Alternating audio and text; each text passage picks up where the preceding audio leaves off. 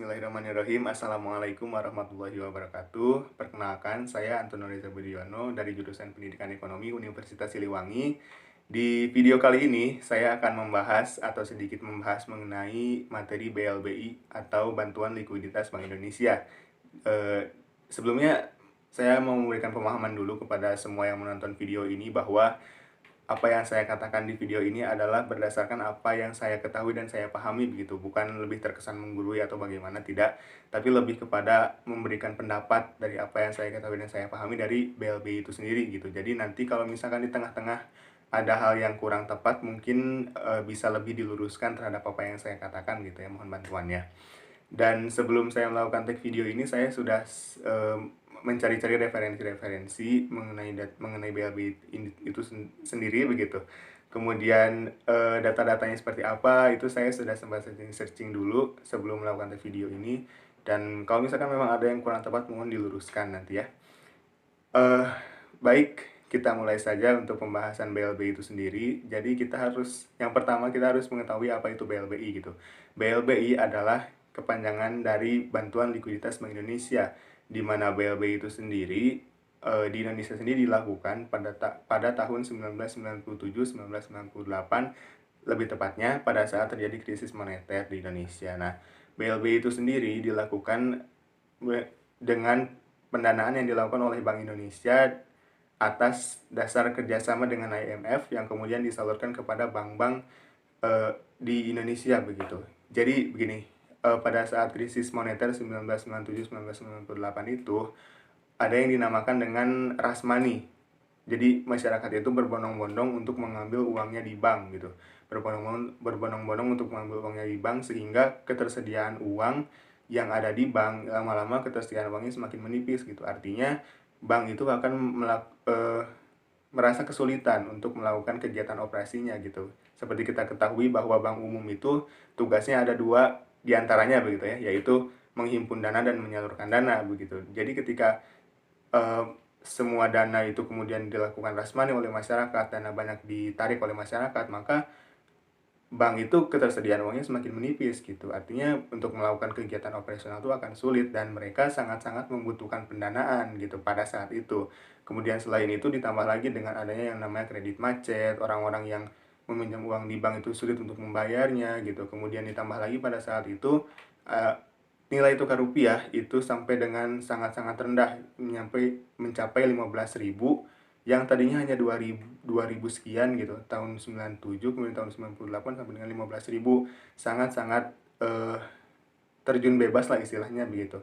Dan hal-hal tersebut kemudian mendorong berakibat pada bank umum itu semakin sulit untuk melakukan kegiatan operasinya begitu.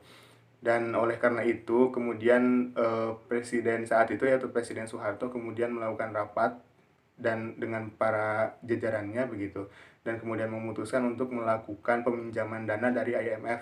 Jadi IMF perlu kita ketahui dulu gitu ya, bahwa IMF itu adalah salah satu badan atau lembaga moneter dunia yang salah satu tugasnya itu atau memiliki kewenangan untuk memberikan bantuan kepada kepada negara-negara lain yang membutuhkan dana begitu. Nah, pada saat itu kemudian pemerintah, dalam hal ini Presiden Soeharto, melakukan kerjasama dengan IMF dan meminjam, istilahnya gitu, meminjam dana. Mungkin saya sambil baca-baca aja ya. Jadi dana yang dipinjamkan itu adalah sebanyak 147,7 triliun. Itu dana yang disalurkan oleh Bank Indonesia kepada bank umum gitu melalui dana pinjaman dari IMF itu sebesar 147,7 triliun. Sangat-sangat banyak sekali. Dan itu dilakukan untuk mendanai atau memberikan suntikan dana kepada 48 bank gitu, yang memang mereka itu dijaga agar tetap liquid gitu keberadaannya dan agar tetap eksis gitu.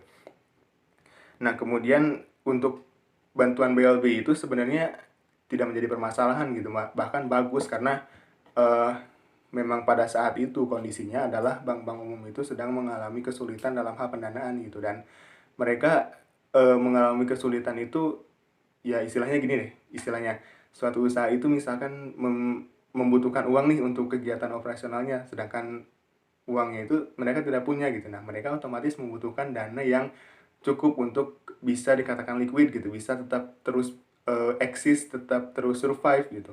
Nah, dan memang kalau menurut saya memang hal itu memang sangat efektif dilakukan karena, kondisinya pada saat itu sedang krisis dan memang tidak memungkinkan untuk dilakukan hal-hal lain untuk, mendatangkan modal kembali gitu, dan melakukan pinjaman atau memberikan pinjaman kepada bank umum itu solusi yang memang sangat-sangat dibutuhkan pada saat itu. Sehingga, kalau menurut saya itu memang sangat-sangat efektif dilakukan begitu. Dan pendanaan yang dilakukan oleh Bank Indonesia kepada bank-bank umum itu dilakukan atau diberikan kepada bank-bank umum sebanyak 48 bank, terdiri dari bank negeri dan swasta, bank pemerintah dan swasta begitu. Dan tidak terjadi permasalahan, cuman akan tetapi di pertengahan jalan ternyata dana yang diberikan untuk suntikan dana kepada bank umum itu kemudian diselewengkan oleh pihak-pihak tertentu gitu, pihak-pihak yang terkait. Saya sempat, lihat di video di, salah satu stasiun televisi swasta di channel berita gitu, saya sempat melihat bahwa data-data yang disampaikan itu bahwa dari 147,7 triliun dana yang disuntikan oleh Bank Indonesia kepada bank umum itu, sebanyak 54,5 triliunnya itu dilakukan penyimpangan. 54,5 triliun dilakukan penyimpangan, dan negara berpotensi memperoleh kerugian sebanyak 138,4 triliun rupiah begitu.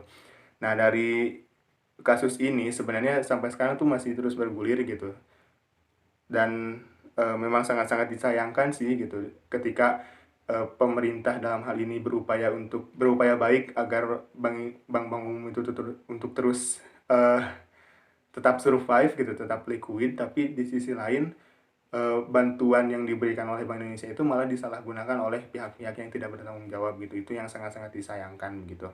Dan sampai dengan saat ini, menurut video yang saya lihat di channel televisi berita itu, bahwa, untuk dana-dana yang sampai sekarang ini 147,7 triliun itu kemudian belum semuanya dibayarkan gitu, sampai dengan saat ini. Padahal kejadiannya itu tahun 97-98, lebih dari 20 tahun yang lalu gitu. Dan itu sampai sekarang belum ada beberapa yang belum membayar begitu, dan, memang sangat disayangkan sekali sih sebenarnya. Dan ya mudah-mudahan sampai dengan saat ini atau secepatnya segera kasus ini bisa segera diselesaikan, dan memang, sangat-sangat sayang banget gitu ya, dana sampai ratusan triliun gitu kan, itu semua uang rakyat gitu, bukan uang bukan, sorry, itu harus dikembalikan kepada negara untuk, memberikan perbaikan kepada rakyat gitu, dan memang sangat-sangat disayangkan sih. Mungkin, ya semoga cepat selesai aja kasus ini. Dan terlepas dari itu semua, sebenarnya untuk pendanaan kepada bank umum itu sebenarnya ada beberapa hal gitu. Nah, di sini saya sempat sempat searching, mungkin ini saya sambil lihat referensi aja takut salah. Jadi saya di sini sempat searching mengenai bantuan atau upaya untuk menambah modal. Sebenarnya tidak hanya bisa melalui BLBI saja, ada beberapa cara lain yang bisa dilakukan. Ini saya bacakan aja ya. Untuk cara yang pertama, ada 5 cara sebenarnya, ada 5 cara. Cara yang pertama adalah meminta pemiliknya untuk menambah modal berupa saham begitu. Kemudian yang kedua bisa dilakukan dengan mengeluarkan surat utang atau obligasi berjangka panjang yang dapat diakui sebagai modal inti. Kemudian yang ketiga, eh, mengeluarkan obligasi yang dapat dikonversi sebagai saham bank yang disebut kontingen convertible. Kemudian yang keempat, bisa dilakukan dengan mewajibkan deposan besar untuk ikut menanggung kerugian besar bank. Dan yang kelima dilakukan dengan melalui suntikan dana yang dilakukan oleh Bank Indonesia atau yang dikenal dengan BLBI ini gitu. Jadi sebenarnya untuk cara pendanaan itu kepada bank-bank umum itu tidak hanya bisa dilakukan oleh BLBI saja gitu, dengan ada beberapa cara-cara lain yang bisa dilakukan selain BLBI itu sendiri. Cuman pada saat itu memang bisa dibilang yang paling memungkinkan itu memang BLBI gitu, dan memang sangat-sangat efektif dilakukan pada saat itu begitu. Meskipun pada akhirnya, terjadi penyelewengan, tapi itu, memang sangat-sangat dibutuhkan pada saat itu begitu. Dan memang sangat-sangat penting sih bagi bank umum dalam memiliki modal itu, karena ya walau bagaimanapun kan kegiatan operasional itu membutuhkan dana untuk sebagai modal gitu kan. Nah, untuk kasus BLBI ini sendiri yang sampai sekarang masih terus bergulir itu sebenarnya, kan BLBI itu berupa pendanaan kepada bank umum. Nah, kasus dari pendanaan bank umum itu sebenarnya tidak hanya terjadi di Indonesia saja sebenarnya, ada beberapa negara lain yang juga pernah mengalami hal yang sama gitu. Contohnya adalah negara Amerika Serikat, di mana di negara Amerika Serikat itu pernah terjadi yang namanya krisis moneter gitu, di tahun 2008 dan bahkan dampaknya pun terasa di berbagai negara termasuk Indonesia begitu. Tahun 2008 krisis moneter, dan salah satu, lembaga atau bank investasi lebih tepatnya di Amerika Serikat yaitu Lehman Brothers itu kemudian, mengalami bangkrut atau gulung tikar pada tahun 2008 sebagai akibat dari, krisis moneter pada saat itu gitu. Jadi mungkin kita akan sedikit membahas mengenai Lehman Brothers itu apa gitu. Jadi, berdasarkan saya sempat searching-searching mengenai Lehman Brothers, jadi bahwa Lehman Brothers itu adalah salah satu lembaga atau bank investasi di Amerika Serikat yang merupakan bank investasi terbesar keempat di negaranya di Amerika begitu. Yang sebenarnya mereka itu sudah berdiri sejak lama, mereka berdiri itu tahun 1844 kalau tidak salah. Bentar.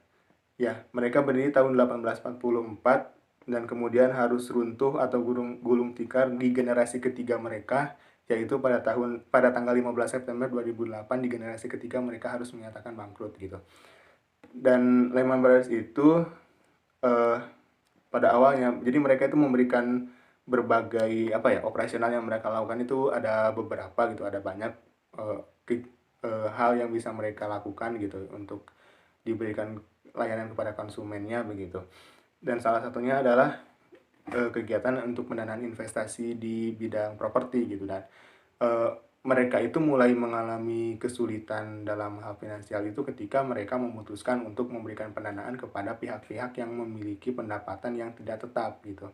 Karena pada saat itu menurut saya yang saya baca ini bahwa, kondisi negaranya itu beberapa tahun sebelum 2008 itu negaranya itu sempat mengalami, eee apa namanya tuh, apa itu namanya, tingkat suku bunga yang menurun gitu, mengalami tingkat suku bunga yang menurun sehingga dengan keadaan tingkat suku bunga yang menurun itu, dimanfaatkan oleh Lehman Brothers itu untuk menyasar pihak-pihak kalangan yang berpenghasilan tidak tetap itu gitu. Ketika misalkan mereka tidak mampu membayar, maka ada hal-hal yang atau ada barang tertentu yang kemudian dijaminkan. Jadi ketika mereka tidak mampu membayar, maka jaminan itu akan disita oleh pihak Lehman Brothers gitu. Nah, pada saat perjalanannya pun berjalan baik-baik saja begitu. Nah, kemudian di pertengahan jalan ketika suku bunga itu naik, pihak-pihak yang memiliki, penghasilan tidak tetap itu kemudian merasa berat gitu untuk membayar kembali, kepada pihak Lehman Brothers dan kemudian semenjak itulah pihak Lehman Brothers itu, merugi begitu. Sampai dengan akhirnya tahun 2008, singkat ceritanya gitu ya, tahun 2008 tanggal 15 September mereka benar-benar menyatakan bangkrut gitu. Dan ini, menjadi perhatian dunia gitu, seluruh dunia semua menjadi lebih waspada gitu. Kemudian, eee, setelah itu juga banyak sekali, eee, pekerja-pekerja dari Lehman Brothers yang kemudian, eee, kehilangan pekerjaannya, kemudian pegawai Lehman Brothers yang tersebar di berbagai negara di dunia pun mengalami, eee, ya tidak mendapat pekerjaan gitu, menjadi pengangguran dan mendapat, istilahnya memberikan tambahan pengangguran bagi negara Amerika Serikat itu sendiri gitu. Nah, itu salah satu, kasus yang juga, dilakukan oleh Bank Moneter dari Amerika kemudian melakukan pendanaan kepada pihak Lehman Brothers yang kemudian hampir-hampir mirip dengan kasus yang dilakukan oleh BLBI atau Bantuan Likuiditas Bank Indonesia di Indonesia itu sendiri gitu. Jadi intinya bahwa kasus seperti BLBI ini tidak hanya terjadi di Indonesia saja begitu, di negara-negara lain pun seperti Amerika Serikat pun ternyata pernah melakukan hal tersebut yang hampir-hampir mirip begitu. Baik, sebenarnya mohon maaf ya di sini saya sambil lihat-lihat referensi karena memang takut salah juga. Eee, baik selanjutnya, mengenai Lehman Brothers sudah, kemudian sampai dengan saat ini untuk, pihak Bank Indonesia sendiri tidak terlepas atau selalu terus melakukan pemantauan kepada bank-bank umum gitu. Dan kemudian di zaman sekarang ini atau di akhir-akhir waktu ini untuk melakukan pendanaan seperti BLBI itu kalau menurut saya yang saya ketahui begitu. Eee, tidak ada sih setahu saya, tapi saya sempat searching-searching lagi ternyata sempat ada juga loh untuk pendanaan itu, yaitu saya dapat berita dari CNN, ini dari CNN tahun 2017 dari CNN itu memberikan, berita atau menyatakan berita bahwa Bank Indonesia hanya akan memberikan pinjaman jangka pendek pada bank sehat begitu, dan itu mungkin, salah satu yang dilakukan oleh Bank Indonesia di era sekarang itu tahun 2017 lebih tepatnya. Jadi untuk pemberian, yang dilakukan oleh Bank Indonesia ini tidak hanya kepada bank-bank yang sakit saja istilahnya gitu ya, sakit dalam tanda kutip, tapi memberikan kepada mereka yang bank-bank sehat pun diberikan pendanaan begitu, untuk mungkin untuk sebagai sebagai proses penjagaan begitu mungkin. Dan ya sampai sekarang mungkin masih tetap dilakukan gitu untuk pendanaan-pendanaan, tapi kita di dalam media mungkin kurang terlalu expose begitu ya mungkin, tapi setelah saya cari-cari lagi ternyata memang ada di zaman sekarang pun memang ada gitu, tetapi memang tidak sebesar pada saat krisis moneter saat itu yang memang sangat-sangat membutuhkan gitu, mungkin beda kasusnya begitu ya di zaman sekarang ini.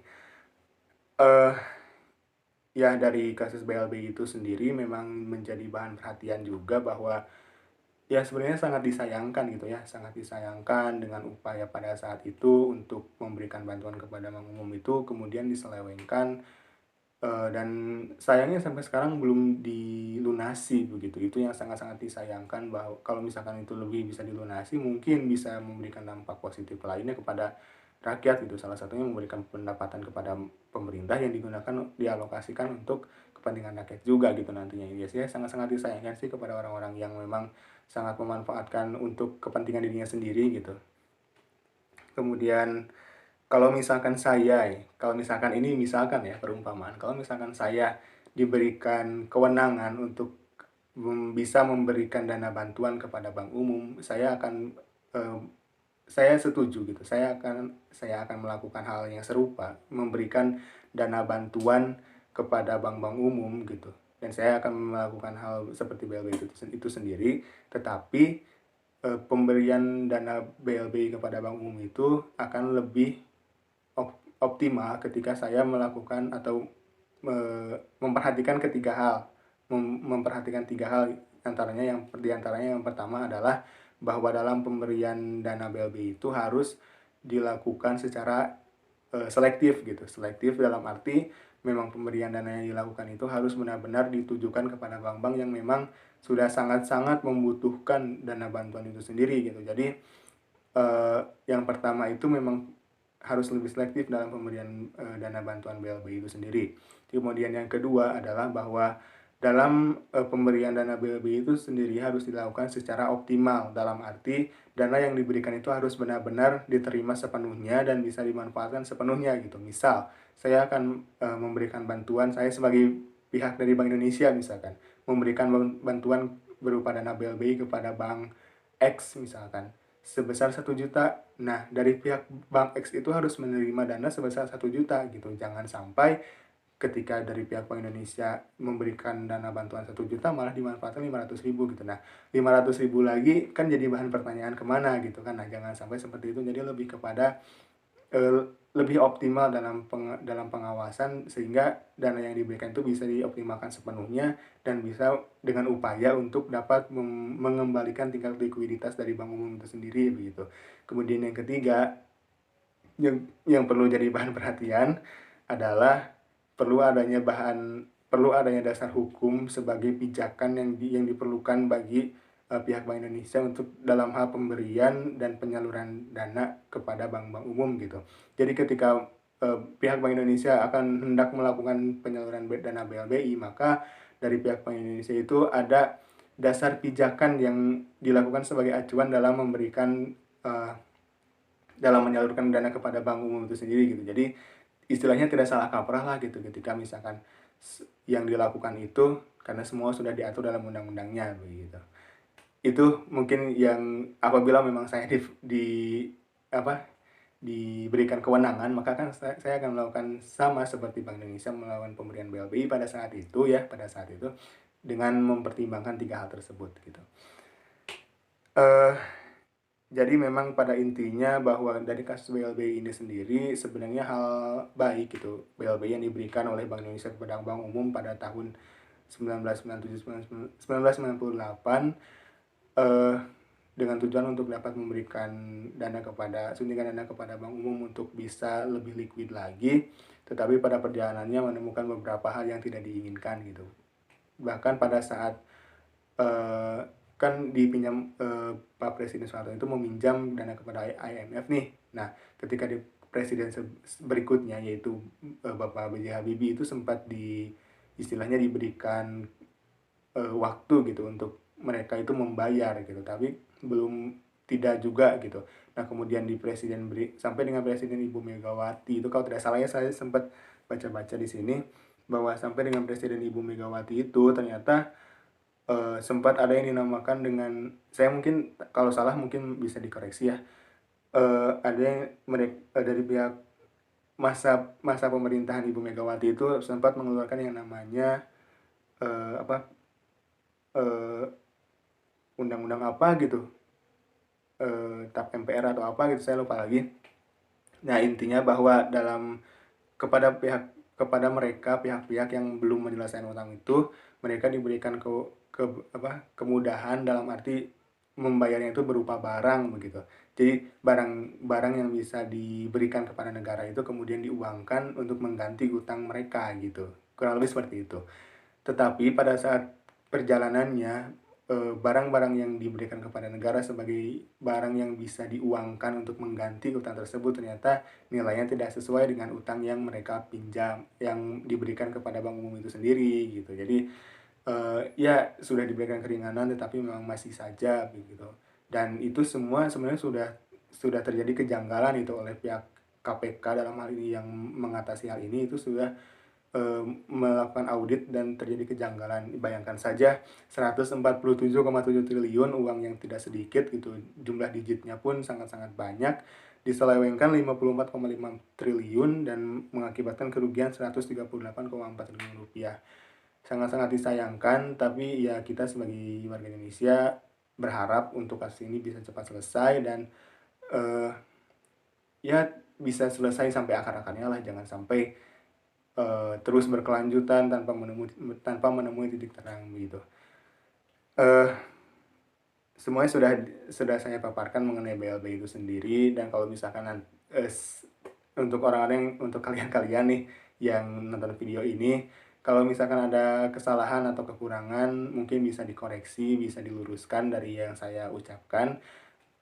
Dan kalau misalkan ada kesalahan yang saya ucapkan di sini, saya mohon maaf yang sebesar-besarnya, karena jujur ini saya sambil agak deg-degan juga sih, karena emang pertama kali ini saya melakukan take video mengenai pembelajaran begitu. Mohon dimaafkan. Sangat deg-degan sekali. Sampai speechless nih. Oke.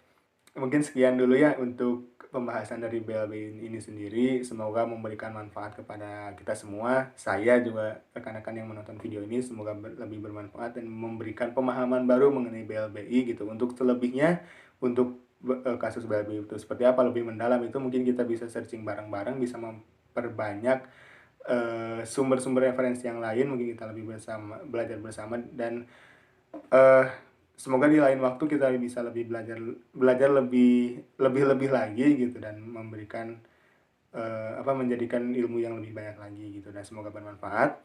Terima kasih atas perhatiannya. Terima kasih yang sudah menonton video ini. Akhirnya saya akhirul kalam. Saya tutup. Assalamualaikum warahmatullahi wabarakatuh. Hey, feeling good, like I should.